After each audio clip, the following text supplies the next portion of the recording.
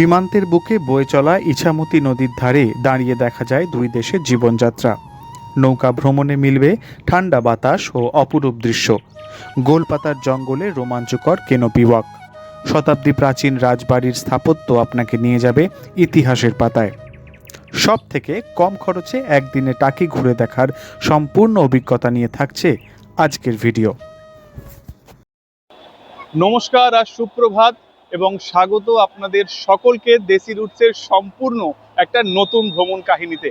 আজকে 14ই ফেব্রুয়ারি, ঘড়িতে এখন 7টা 3 আর আমি দাঁড়িয়ে রয়েছি শিয়ালদা স্টেশনে। আজকে শিয়ালদা থেকে আমাদের গন্তব্য টাকি রোড। 7টা 40-এর শিয়ালদা হাসনাবাদ লোকাল ধরে আমি আজকে যাব টাকি রোড এবং সারাদিন ঘুরে বেড়াবো টাকি রোডে। দেখবো সেখানকার একদিনে কি কি ঘোরা যায় এবং কিভাবে ঘোরা যায়, তার সমস্ত তথ্য থাকবে এই ভিডিওতে। সবচেয়ে কম খরচে একদিনে টাকি ভ্রমণের সমস্ত তথ্য নিয়ে থাকছে আজকের ভিডিও, মিস করবেন না। হাসনাবাদ লোকাল দিয়ে দিয়েছে প্ল্যাটফর্ম নাম্বার 5, আমরা সেখানেই যাচ্ছি। ঘড়িতে এখন 7টা 26।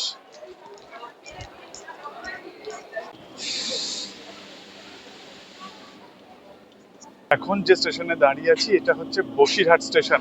এই বসিরহাট স্টেশন থেকে টাকি রোড আরো 8 কিলোমিটার, মাঝখানে পড়বে 3টি স্টেশন, মাতানিয়া, তারপর মধ্যমপুর, তারপর নীলডাংরি, তারপর আমাদের টাকি রোড। এখান থেকে আর 8 কিলোমিটার। 10:15 বাজে, এই জাস্ট ট্রেন পৌঁছলো টাকি রোড স্টেশনে।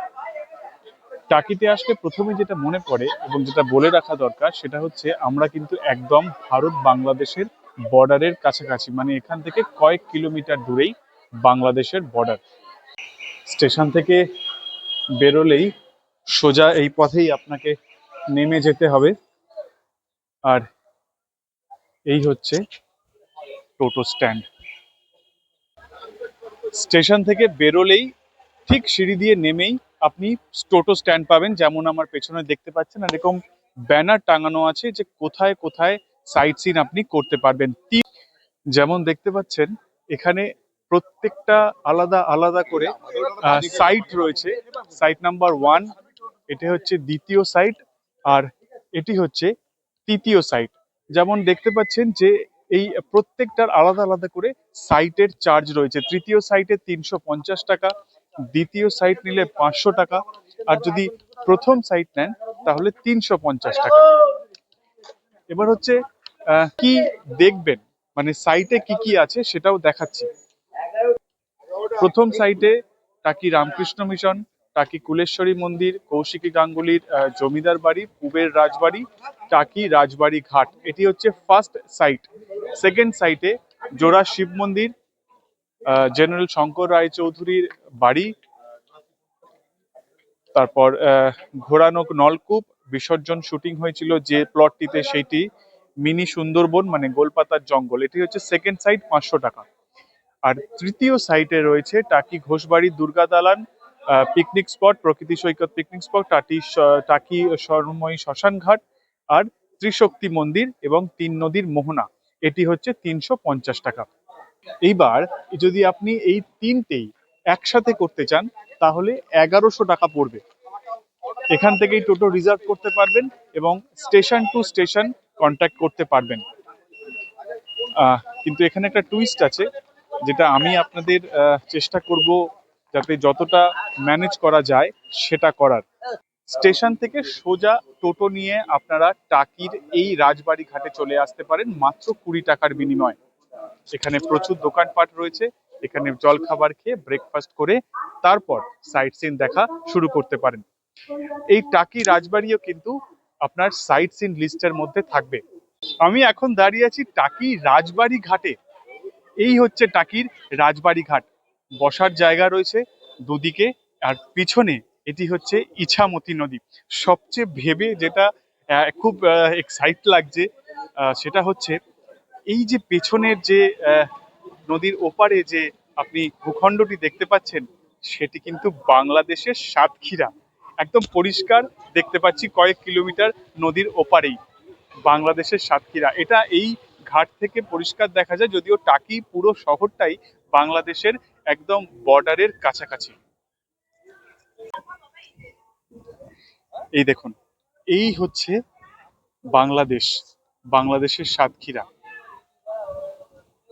আচ্ছা, আর একটা জিনিস বলে দিই, এই যে বোটগুলো দেখতে পাচ্ছেন এখানে, সেই বোটগুলোতে দেখবেন এরকম ইন্ডিয়ান ফ্ল্যাগ লাগানো আছে। আর যে বোটগুলো বাংলাদেশের বোট, সেই বোটগুলোতে কিন্তু বাংলাদেশের ফ্ল্যাগ লাগানো আছে। খুব অবভিয়াস, খুব স্বাভাবিক, কারণ আমরা একদম বর্ডারে দাঁড়িয়ে আছি। আইডেন্টিফাই করার জন্য যে কোন বোট কোন দেশের, তার জন্য এই ফ্ল্যাগ লাগানো কিন্তু ম্যান্ডেটারি, লাগাতেই হবে আইডেন্টিফিকেশন করার জন্য যে কোন দেশের বোট সেটি। টাকি রাজবাড়ি ঘাট সম্বন্ধে বলতে গেলে আরেকটা জিনিস বলতে হবে, সেটি হচ্ছে এই ঘাটেই কিন্তু দুর্গা পূজার সময় দুর্গা প্রতিমা বিসর্জন হয় এই ঘাটটিতেই। এবং ওইদিকে বাংলাদেশে যে দুর্গা প্রতিমা বিসর্জন হয় সেটা ওই ঘাটে হয়। একই সময় দুই দেশের দুর্গা প্রতিমা বিসর্জন হয়। আপনি এই ঘাট থেকেই দাঁড়িয়ে বাংলাদেশের দুর্গা বিসর্জন দেখতে পারবেন। প্রচুর মানুষ এখানে সেই সময় জড়ো হন, দেখতে আসেন, এবং ওই দেশেরও প্রচুর লোক ওই সাতক্ষীরার ওই দিকের ঘাটটিতে বিসর্জনের সময় দেখতে আসেন। এক অনবদ্য দারুণ অনুভূতি এবং সময়ের সাক্ষী সেই সময় আসলে নিশ্চয়ই হওয়া যাবে। এই ট্রলিতেই কিন্তু দুর্গা প্রতিমা আসে এবং সোজা এই ইছামতির নদীতে বিসর্জন দেওয়া হয়। আরেকটা কথা বলে দিই, এই রাজবাড়ির ঘাট থেকেই কিন্তু আপনি বোটিং করতে পারবেন। এই যে আমার পেছনে বোট, এখান থেকে বোট ভাড়া পাওয়া যায়, এক একটি বোটে 10 জন করে। এই টোটো করে আমরা রাজবাড়ি যে ঘাট, সেই ঘাট থেকে যাচ্ছি রামকৃষ্ণ মিশন। রাজবাড়ি ঘাট কিন্তু আমাদের প্রথম সাইট সিনের প্রথম একটা সাইট, তারপর রামকৃষ্ণ মিশন, এবং রামকৃষ্ণ মিশনের একই পথে পড়বে আমাদের টাকি রাজবাড়ি, সেটিও দেখে নেব। আমি যেখানে দাঁড়িয়ে রয়েছি সেটি হচ্ছে টাকির রামকৃষ্ণ মিশন। সালটা তখন 1931, 1 জানুয়ারি। ডক্টর অজিত কুমার রায়চৌধুরীর সহায়তায় একটি প্রাথমিক বিদ্যালয় গড়ে ওঠে টাকিতে। 1938 সালে যেটি বেলুর মঠের অনুমোদন লাভ করে এবং হয়ে ওঠে টাকি রামকৃষ্ণ মিশন। এই সোজা পথ দিয়ে আপনি হেঁটে এই সমস্ত রামকৃষ্ণ মিশন, টাকি রামকৃষ্ণ মিশন ঘুরে দেখতে পারেন। আর এই যে মূল মঠ রামকৃষ্ণ মিশনের, ঠিক সেই সংলগ্নই হচ্ছে টাকি রামকৃষ্ণ মিশন হাই স্কুল। আমি এখন দাঁড়িয়ে আছি টাকি কুলেশ্বরী কালী মন্দিরের সামনে। লোকমুখে কথিত আছে এই কালী মন্দির প্রায় 450 বছরেরও বেশি পুরনো, এবং তৎকালীন রাজা প্রতাপাদিত্য এই মন্দিরের রক্ষণাবেক্ষণ শুরু করেন। মা এখানে বগলা, চণ্ডিকা এবং তারা রূপে পূজিত হন। এই কুলেশ্বরী কালী মন্দির, এই গেট থেকে ঢুকেই বাঁ দিকে এই হচ্ছে মূল গর্ভগৃহ। টাকি কুলেশ্বরী কালী মন্দির 1869 সালে যশোরের রাজা প্রতাপাদিত্যের বংশধর কৃষ্ণদাস রায়চৌধুরী টাকিতে এসে বসবাস শুরু করেন এবং তার তত্ত্বাবধানেই এই মন্দিরের পূজার প্রচলন শুরু হয়। কার্তিকী অমাবস্যায় প্রচুর ভক্ত সমাগম হয় এই মন্দিরে এবং প্রসাদ বিতরণ হয়। স্থানীয় মানুষদের মতে এই মন্দির অত্যন্ত জাগ্রত। মন্দির চত্বর খুব পরিষ্কার এবং শান্ত, ভিড়ভাট্টা কম, কিন্তু কার্তিকে অমাবস্যায় প্রচুর ভিড় হয়। এই বাড়িটি জমিদার বাড়ি বলে তো বিখ্যাত বটেই, তাছাড়াও এই বাড়িতে বিসর্জন সিনেমার যে সেকেন্ড পার্ট বিজয়া, তার শুটিং হয়েছিল। তাই জন্য এটিকেও যখন আপনি টোটো করে দেখবেন রাস্তাতেই পড়বে, এটি নেমে দেখে নিতে পারেন। বাড়ির লোকেশনটা খুব সুন্দর, আমি একদম বড় বড় প্রকাণ্ড আম গাছের মাঝখানে এই বাড়ি, সবুজ চারিদিক, এবং এইখানে এই বাড়ি আজও বিরাজমান। আমি এখন দাঁড়িয়ে আছি টাকি রাজবাড়িতে। এই টাকি রাজবাড়িতে আপনি যখন প্রবেশ করবেন তার প্রবেশ মূল্য 10 টাকা। এই 10 টাকার টিকিট আপনাকে করতে হবে, তারপর আপনি এই রাজবাড়িতে এন্ট্রি নিতে পারবেন। আমরা এখন এই রাজবাড়িতে ঢুকলাম 10 টাকার টিকিট কেটে। এরকম পেছনে খড় দিয়ে ডেকোরেট করা হয়েছে। আমি বলি এই রাজবাড়ি কিন্তু প্রায় 450-500 বছর পুরনো এবং একটি হেরিটেজ সাইট। আপনাদের জানিয়ে রাখি, মুঘল যুগে রায় চৌধুরী বংশের হাত ধরেই এই জমিদার বংশের সূচনা। মুঘল যুগে রায়চৌধুরী বংশের হাত ধরেই এই জমিদারির সূচনা হয়। মূল রাজবাড়িটি ছাড়াও পূবের রাজবাড়ি, কালীনাথ মুন্সির বাড়ি যা দক্ষিণ বাড়ি নামেও পরিচিত, এবং জেনারেল শঙ্কর রায়চৌধুরীর আদি বাড়ি, এই 4টি প্রাসাদে বিভক্ত ছিল এই জমিদারি। প্রতি বছর দুর্গা নবমীর সময় এখানে বলি দেওয়ার প্রথা ছিল, যদিও এখন সেই বলি প্রথা আর নেই। কিন্তু সেই সময়কালীন যে খড়গ দিয়ে বলি দেওয়া হতো সেটি আপনি এখানে দেখে নিতে পারেন। যদিও দেয়ালে লেখা প্রবেশ নিষেধ, তাও ভেতর থেকে আপনি এইভাবে দেখে নিতে পারেন। এখান থেকে দেখা যাচ্ছে না, আমি জানলা দিয়ে দেখাচ্ছি। এই দেখুন, এই হচ্ছে সেই খড়গ যা দিয়ে একসময় দুর্গা নবমীর দিন বলি দেওয়া হতো। মায়ের পবিত্র চণ্ডী ঘর এটি।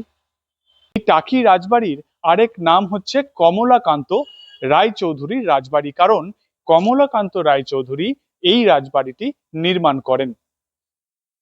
রাজবাড়ি বা পূবের রাজবাড়ি, এটি হচ্ছে এখানকার দুর্গা দালান। এই দুর্গা দালানেই কিন্তু দুর্গা পুজোর সময় প্রচুর ভক্ত সমাগম হয় এবং আপনি চাইলে আসতে পারেন। এক রাজকীয় পুজো হয়।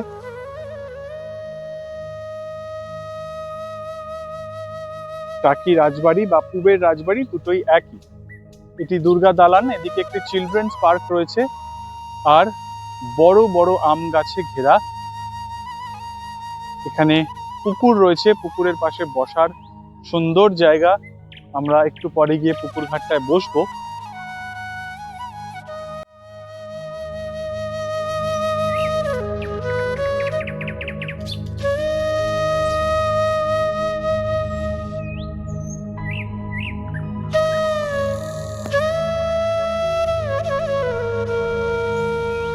আমি এখন যেখানে দাঁড়িয়ে আছি, এই যে আমার পেছনে যে ফটকটি দেখছেন, এই বিশাল প্রকাণ্ড দরজাটি, এটি হচ্ছে ঘোষ বাবুর দুর্গা দালানের ফটক, যেটি এখন বন্ধ, কারণ শরিকিদের কিছু প্রবলেমসের জন্য ভেতরে ঢোকা নিষেধ।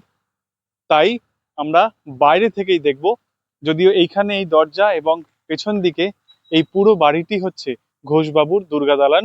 অতি বিখ্যাত এবং অতি ঐতিহাসিক অনেক ঘটনা এখানে জড়িয়ে রয়েছেন এবং লোকমুখে কথিত আছে নেতাজি সুভাষচন্দ্র বসু টাকি স্টেশন থেকে পায়ে হেঁটে এই দুর্গা দালান অব্দি এসেছিলেন কোনো গোপন কার্যসিদ্ধিতে।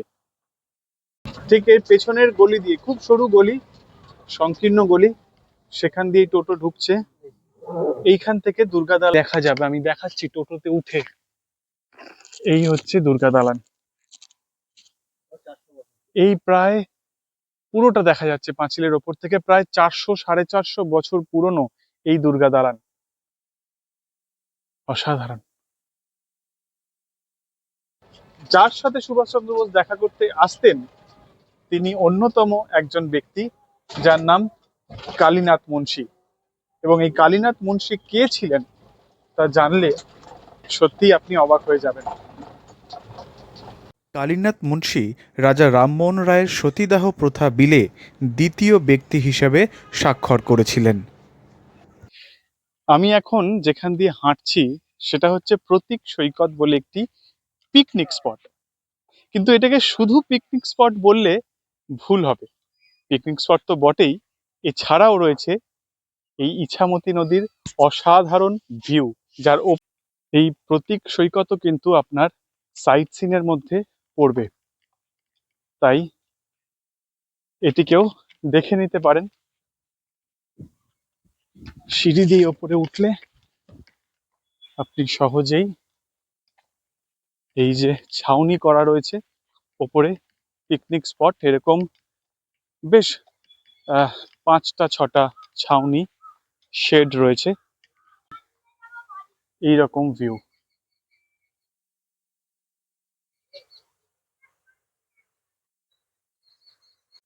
আমি এখন টাকি স্বর্ণময়ী শ্মশান ঘাটে দাঁড়িয়ে রয়েছি।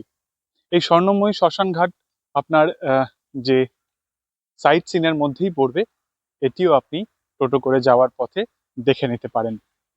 এখানে ঢোকার মুখেই একটি মন্দির রয়েছে, এটি হচ্ছে মহাদেবের মন্দির, এবং শ্মশান ঘাটের এখানেই সব দেহ দাহ করা হয়। কিন্তু আমার যেটা ইন্টারেস্টিং লাগলো, যেটা আমি কাছে গিয়ে দেখতে চাই, সেটি হচ্ছে এটি। এখানে একটি বন্দুক, রাইফেল এইভাবেই প্রতীকী করে দেওয়া রয়েছে এবং লেখা রয়েছে শহীদ রাকেশ দাস। টাকি শ্মশান ঘাটে আসলে, যেখানে সব দেহ পোড়ানো হয়, ঠিক তার পাশেই এই স্মৃতিসৌধটি আছে। একবার দেখে যাবেন এবং নমন করে যাবেন, কারণ যার নাম এখানে খোদাই করা রয়েছে, শহীদ রাকেশ দাস, এনার বাড়ি টাকিতেই, যিনি কাশ্মীর ফ্রন্টে শহীদ হয়েছিলেন দেশের জন্য, এবং ওনাকে এখানে এনে এই শ্মশান ঘাটেই দাহ করা হয়। এই শ্মশান ঘাটে একটি প্রকাণ্ড বটবৃক্ষ রয়েছে। কত বছর পুরনো এই বটবৃক্ষ? 200 বছর। স্থানীয়দের মতে প্রায় 200 বছরেরও বেশি পুরনো এই বটবৃক্ষ। শ্মশান ঘাটে কিছুক্ষণ কাটাবার পর এবার আমরা আবার টোটোতে চড়ে বসবো। এখন যেখানে দাঁড়িয়ে আছি, যে মন্দিরের সামনে, সেটি হচ্ছে টাকির ত্রিশক্তি মন্দির, একটি অন্যতম টুরিস্ট স্পট। অবশ্যই দেখবেন। ঠিক শ্মশানের পরেই, শ্মশান থেকে বেরিয়ে কিছুটা পথ আসলেই এই ত্রিশক্তি কালী মন্দির। ত্রিশক্তি কালী মন্দির, 3টি আলাদা আলাদা মন্দির রয়েছে এখানে, আর এটি হচ্ছে মেন মন্দির। এখানে মা 3 রূপে পূজিত হন।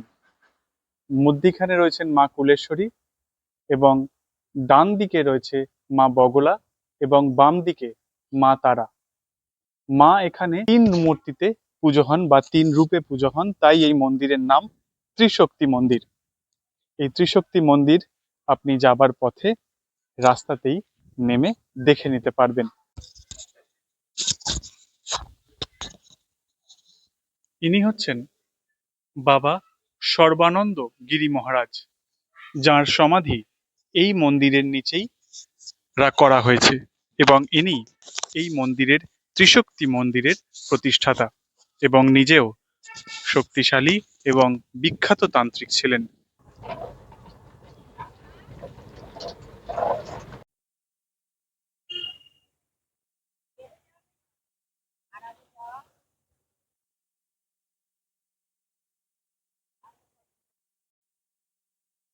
এখন আমি যেখানে দাঁড়িয়ে আছি, সেটি টাকি ভ্রমণের সাইট সিনের একটি অন্যতম এবং খুবই গুরুত্বপূর্ণ স্থান, যেটি হলো টাকির জোড়া শিব মন্দির।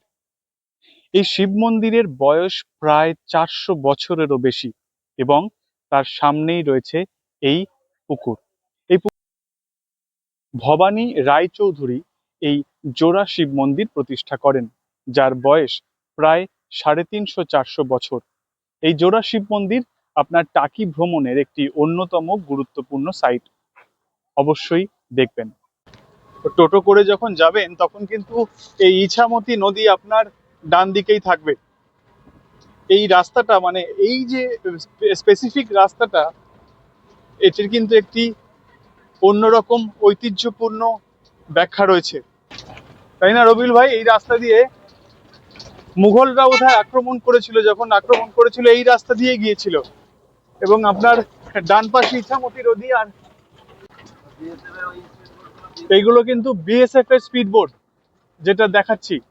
যেহেতু যেমন বললাম এটা একদম বর্ডার এরিয়া, এখানে চেকপোস্টও রয়েছে, তাই জন্য নৌসেনা বাহিনী থেকে কিন্তু এইভাবেই টহলদারি চলে। এই যাওয়ার পথে হঠাৎ করে চোখে পড়লো এই বাড়িটা, তো রবিউল বলছে এই বাড়িতে 8টা 8-এর বনগা লোকাল তাপস পাল অভিনীত যে ছায়াছবি তার শুটিং হয়েছিল এই বাড়িটিতে। দারুণ। আমরা যেখানে দাঁড়িয়ে রয়েছি, আমার পেছনে যে বাড়িটি দেখতে পাচ্ছেন সেটি হচ্ছে শঙ্কর রায়চৌধুরী, মানে জেনারেল শঙ্কর রায়চৌধুরী, প্রাক্তন সেনাপ্রধান, তার বাড়ি। তিনি ছোটবেলায় এখানেই ছিলেন, বড়বেলায় পড়াশোনাও এখান থেকেই করেছেন। এই বাড়িটি আপনার সাইট সিনের মধ্যে একটি অন্যতম। সাইট সিন অবশ্যই দেখবেন, এবং এই বাড়ির পেছনে শঙ্কর রায়চৌধুরীর দুর্গা দালান রয়েছে। শঙ্কর রায়চৌধুরী কিন্তু এই জমিদার বংশের অন্যতম একজন।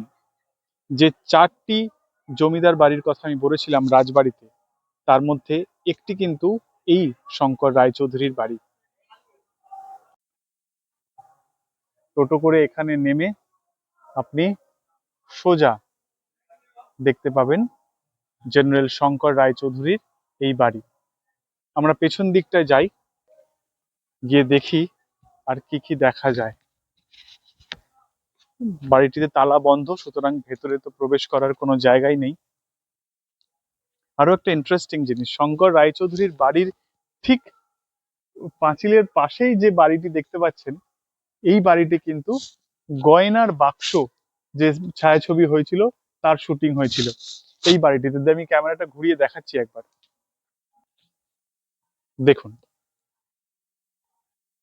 গয়নার বাক্স যে ছায়াছবি হয়েছিল তার শুটিং হয়েছিল এই বাড়িটিতে। আর এটি হচ্ছে জেনারেল শঙ্কর রায়চৌধুরী, ইনিও জমিদার বংশের একজন ছিলেন, তার বাড়ি। তার উল্টো দিকেই এই বাড়িটি। এটি কিন্তু হয়তো আপনাকে বলবে না, কিন্তু আপনি দেখে নেবেন যখন আসবেন। আমরা একবার জানলার ভেতর দিয়ে দেখি কিছু দেখা যায় কিনা। কিছু নেই, ফাঁকা।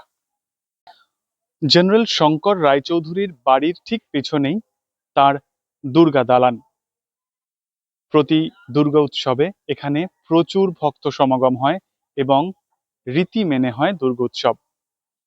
এই রেলিং দেওয়া যে জায়গাটি দেখতে পাচ্ছেন, এখানে কিন্তু মহিষ বলির প্রথা ছিল, যদিও এখন আর মহিষ বলি হয় না। এই আমাদের জেনারেল শঙ্কর রায়চৌধুরী বাড়ির দুর্গা দালান। এই ঠিক এই বাইরেটাতেই টাকির বিখ্যাত গামছা বিক্রি হচ্ছে। টাকিতে কিন্তু গামছা বেশ বিখ্যাত, আপনি চাইলে এখান থেকে পছন্দ করে গামছা নিয়ে যেতে পারেন।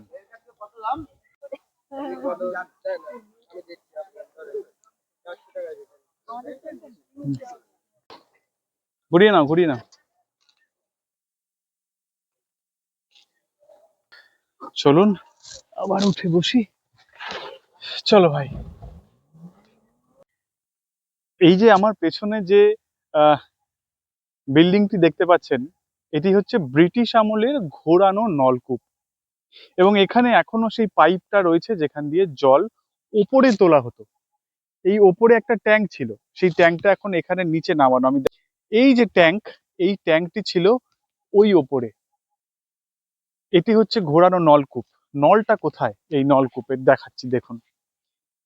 এই নলটা হচ্ছে এইটা, এই যে পাইপটা, এই পাইপটা সোজা ওপর অব্দি ছিল, ওপরটা সিল করে দেওয়া হয়েছে, ওপর অব্দি ছিল।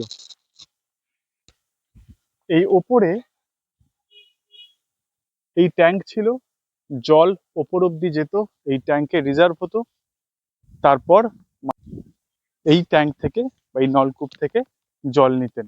এটির বয়স কিন্তু প্রায় 400-450 বছরেরও বেশি। কি সুন্দর কাগজ ফুল হয়েছে, দারুণ। এই হচ্ছে বিশ্রাম বাগান বাড়ি। এদিকে একটি শিব মন্দির, প্রচুর ছোট ছোট গাছ।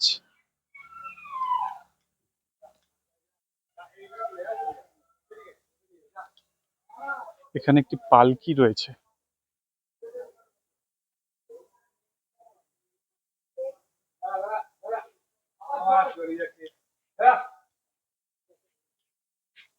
যদি এই বাগান বাড়ি আপনারা বুক করতে চান তাহলে দুটি উপায় আছে।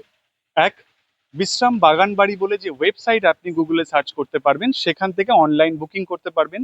এছাড়াও আপনি বালিগঞ্জ স্টেশন থেকে নেমে এনাদের অফিস আছে, অফলাইন বুকিংও করতে পারবেন। দুটি পথেই কিন্তু এখানে বুকিং করা যায় এবং এখানকার পরিবেশ থাকার জন্য অনবদ্য। তাই যদি থাকতে চান বুকিং করে আসতে পারেন। আমরা ভেতরে যাচ্ছি, ভেতরটা একবার দেখাই আপনাদের। বৈঠকখানা শুধুমাত্র বসার জন্য।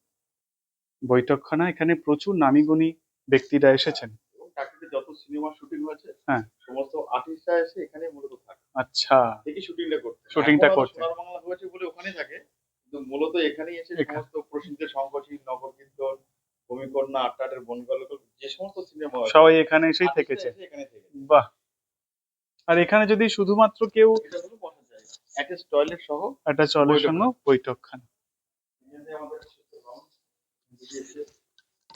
খুব সুন্দর। এটা কত করে ভাড়া যদি কেউ থাকতে চায়? 1000 টাকা পার রুম। পার রুম, অ্যাটাচ টয়লেট, তাই তো? আচ্ছা, কেউ যদি না থেকে শুধু ফুডিংটা করতে চায়? সেটা দিয়ে কোনো অসুবিধা নেই, শুধু আমাদের আমি এখন যেখানে দাঁড়িয়ে আছি সেটি হচ্ছে একটি সিনেমার প্লট। 2007 সালে কৌশিক গাঙ্গুলি পরিচালিত বিসর্জন ছবি, তাতে এই প্লটটি নেওয়া হয়েছিল। এই প্লটটিতে বিসর্জনের বেশ কিছু দৃশ্য শুট করা হয়েছিল। এটি আপনার যে ঘোরার লিস্ট তার মধ্যে কিন্তু থাকছে, চট করে দেখে নিতে পারেন। শুধু বাড়িটি ছাড়াও আশেপাশের যে পরিবেশ খুব ভালো, একদম প্রকৃতির মাঝখানে, অজস্র গাছে ভর্তি। দেখতেই পাচ্ছেন পুরো অঞ্চল জুড়ে গাছ। আর এই বাড়িটিতেই শুটিং হয়েছিল। সামনে রয়েছে প্রচুর পুকুর, যেমন বললাম এই অঞ্চলে যত ঘুরেছি মোটামুটি শখানেক পুকুর বোধহয় আমি দেখেছি। আর আরো একটা ইম্পর্টেন্ট জিনিস আছে এই বাড়িটি ছাড়াও, সেটা হচ্ছে দেখলাম আমি এই যে বক্সগুলো, এখানে কিন্তু মধু চাষ করা হচ্ছে, একদম প্রাকৃতিকভাবে মধু চাষ। আমি এবার আমরা যাচ্ছি সেই গোলপাতা ফরেস্টে, ম্যানগ্রোভের জঙ্গল, সেইখানেই যাচ্ছি। এই ঘুরতে ঘুরতে অপরিচিত মানুষ যেমন নিজের হয়ে যায়। রবিউলের বাড়ির সামনে চলে এসেছি আমরা, ওর বাড়ির ওপর দিয়েই যেতে হয়। আর এই রবিউলের ছেলে বেরিয়ে এসছে। এই, তুই যাবি আমার সাথে? যাবি? তোর বাবাকে নিয়ে যাচ্ছি তো। চকলেট খাবি? আচ্ছা, আমি আসার পথে কিনে নিয়ে আসছি, ঠিক আছে? তুই ঘরে যা, বাইরে বেরোস না। আমরা এখন দাঁড়িয়ে আছি গোলপাতা ফরেস্ট, তার চেকপোস্টের সামনে।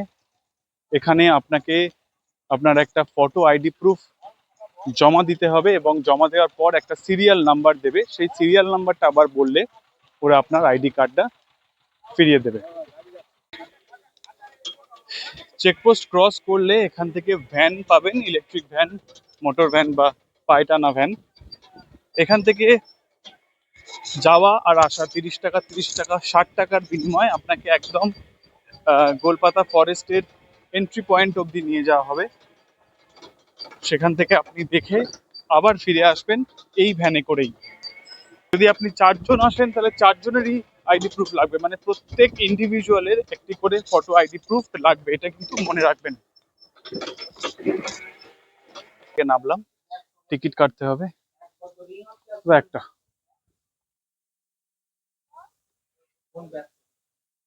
10 টাকার টিকিট মূল্য।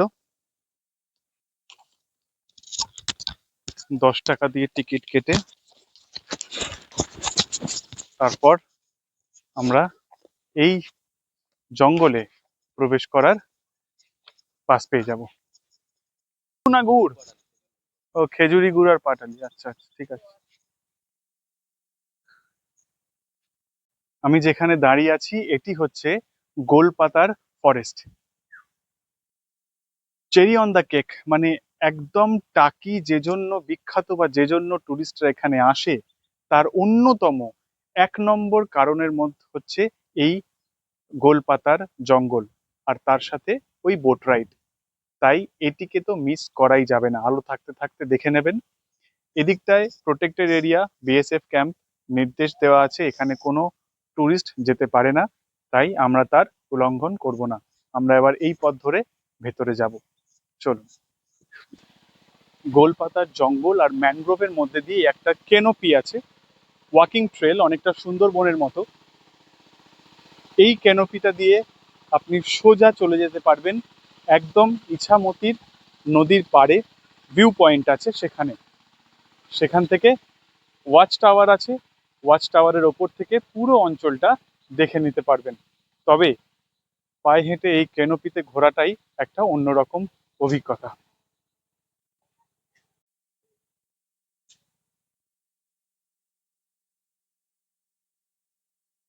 পুরো জঙ্গল এদিকটা আর এদিকটাও। আমরা সোজা যাব, সোজা এই ক্যানোপি ধরে হাঁটতে বেশ রোমাঞ্চকর একটা অনুভূতি হয়। এখানে দুটি পথ আছে, মানে ঢোকার মুখে এরকম একটা ছাউনি পড়বে, একটা রাস্তা এদিক দিয়ে সোজা চলে গেছে আর একটা রাস্তা এদিকে এসছে। আমরা ওই পথটাতেও যাব, আগে এদিকটা একবার দেখে নিই। আমরা এখন দাঁড়িয়ে আছি এই গোলপাতা জঙ্গলের ভিউ পয়েন্টে, আর আমার পেছনেই হচ্ছে বাংলাদেশের সাতক্ষীরা। অসাধারণ এই ভিউ পয়েন্ট, দেখুন।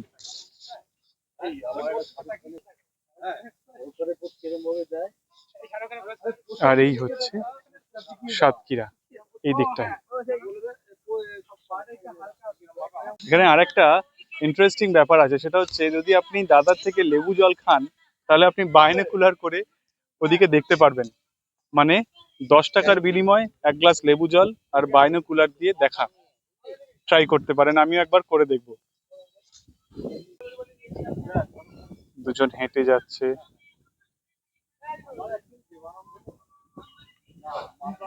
দারুণ।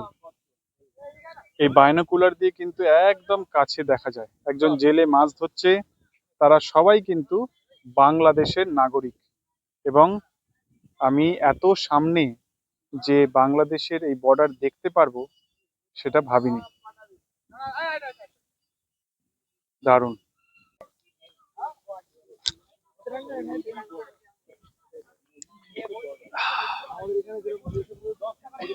দরকার ছিল।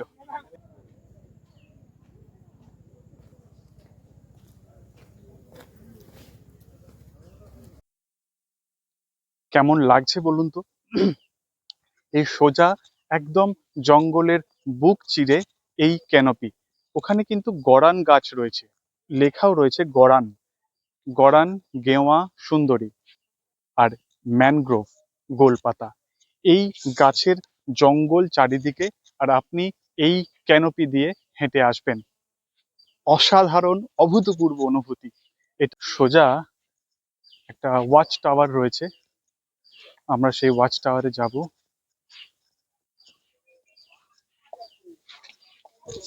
আর ওয়াচ টাওয়ারের নিচে একটা চায়ের দোকান। এই হচ্ছে এখানকার ওয়াচ টাওয়ার। এই ওয়াচ টাওয়ার থেকে সবটা দেখা যায়, ঘন ম্যানগ্রোভের জঙ্গল, গোলপাতার জঙ্গল,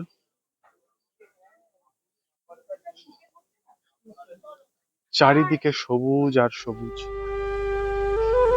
অসাধারণ।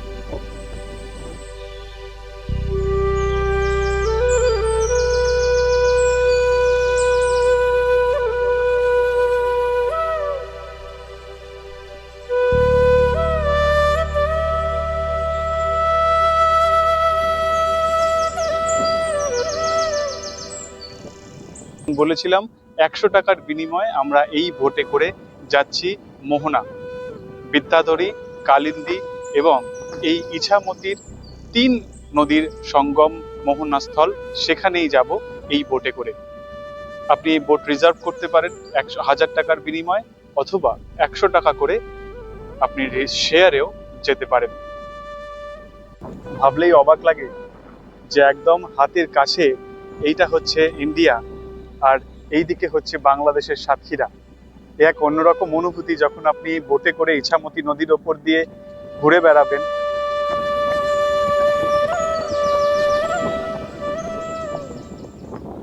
আমরা এখন দাঁড়িয়ে আছি মোহনাতে। আমার এই দিকের যে নদী সেটি হচ্ছে বিদ্যাধরী নদী, এবং আমার ডান দিকের নদীটি হচ্ছে কালিন্দী নদী। আর আমরা যে পথ দিয়ে এসছি সেটি হচ্ছে ইছামতি। এই হচ্ছে মোহনা।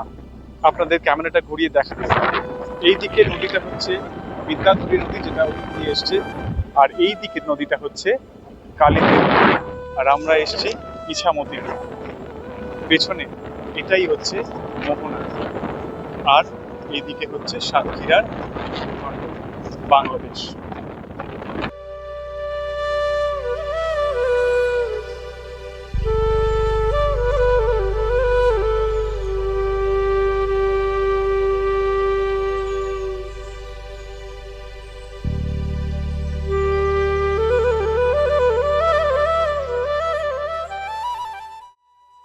এই খালের এই দিকটা হচ্ছে বাংলাদেশ, আর এই দিকে হচ্ছে ইন্ডিয়া। মানে আমরা এখন দাঁড়িয়ে রয়েছি বাংলাদেশ আর ভারতের একদম সীমান্তে।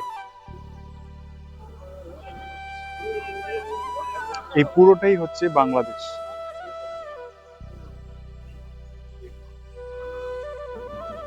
আর যদি রিজার্ভ করেন তাহলে 1000 টাকা থেকে 1800 টাকা। 1000 টাকায় শুধু মোহনা দেখাবে, আর 1800 টাকায় মোহনা সাথে বর্ডার।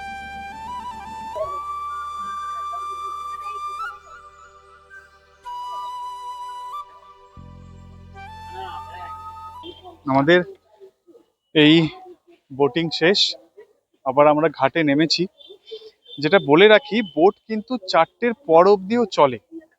এখন 4:15 বাজে, বোট কিন্তু এখনো ছাড়লো। তার মানে 4টের পর থেকেও বোট শুরু হয় আবার নতুন করে যাওয়ার জন্য। আর রাজবাড়ি ঘাট ছাড়াও আরো অনেকগুলো ঘাট আছে যেখান থেকেই বোটিং হয়। রবিউল ভাইয়ের নিজের গাড়ি, উনি নিজেই গাড়ি চালান, এবং বাইরে মানে টাকিতে স্টেশনের কাছে বা তার বাইরে যেসব টোটোগুলো রয়েছে, ওরা 1100-1200 টাকা করে, 1000 টাকা করে নেবে। কিন্তু আপনি যদি রবিউল ভাইয়ের সাথে ঘোরেন তাহলে উনি আপনাকে 15টা স্পট দেখাবে। মোহনা কিন্তু আপনি বোটে করেই যেতে হবে, কারণ টোটো করে গেলে সময় থাকবে না। মোহনা বোটে করে গেলেই সবচেয়ে ভালো হবে। বাকি স্পটগুলো যেগুলো হয়তো ট্র্যাডিশনাল স্পট নয়, তাও রবিউল ভাই আপনাকে গাড়ি থামিয়ে দেখে দেবেন, এবং মাত্র 700 টাকার বিনিময়ে। এইবার আপনি কাস্টমাইজও করতে পারেন, যেগুলো মনে হয় আপনি দেখবেন না সেগুলো নাও দেখতে পারেন। সেক্ষেত্রে 700 টাকার থেকে হয়তো 100 টাকা কমে রবিউল ভাই ম্যানেজ করে দেবেন। ওনার ফোন নাম্বারটা দিয়ে দিচ্ছি। সব থেকে কম খরচ যদি ঘুরতে চান তাহলে এনার সাথে নিশ্চয়ই যোগাযোগ করবেন। একদম নদীর ধারেই খেতে বসেছি, এই হচ্ছে নদী, আর ঠিক তার সামনেই খেতে বসেছি। নিয়েছি ডাল, ভাত, ভাজা, সবজি আর রুই মাছ। 120 টাকা। প্রচন্ড খিদে পেয়েছে, চট করে খেয়ে নিয়ে তারপর আবার বলছি। এখন বাজে 5টা 1, আর আমি এই এসে পৌঁছলাম টাকি স্টেশন, সম্পূর্ণ করে টাকি ভ্রমণ। খুব ইম্পর্টেন্ট একটা কথা, টাকির এই যে লাইনটা টাকি রোডে, এটা কিন্তু একটা সিঙ্গেল লাইন। ট্রেন এসে সোজা হাসনাবাদ যাবে, হাসনাবাদ থেকে আবার ফিরে যাবে শিয়ালদা। তাই কনফিউজ হবেন না। আপনি চাইলে হাসনাবাদ চলে যেতে পারেন, ওখান থেকে ট্রেনে করে আবার শিয়ালদা আসতে পারেন, বা এখানেই ওয়েট করতে পারেন, ট্রেন আসলে শিয়ালদা যাবেন। হাসনাবাদ থেকে উঠলে বসার চান্স মানে সিট পাওয়ার চান্স একটু বেশি, চাইলে হাসনাবাদ যেতে পারেন। তাহলে এখন এ পর্যন্তই। পরের ভ্রমণ কাহিনীতে নিশ্চয়ই দেখা হবে খুব শিগগির। কেমন লাগলো এই ভিডিও যদি কোনো রকম কমেন্ট থাকে নিশ্চয়ই কমেন্ট সেকশনে জানাবেন। আবার দেখা হচ্ছে খুব শীঘ্রই অন্য কোনো ভ্রমণ কাহিনী নিয়ে। যদি আমার ভিডিও ভালো লেগে থাকে তাহলে সাবস্ক্রাইব করতে ভুলবেন না। টাটা।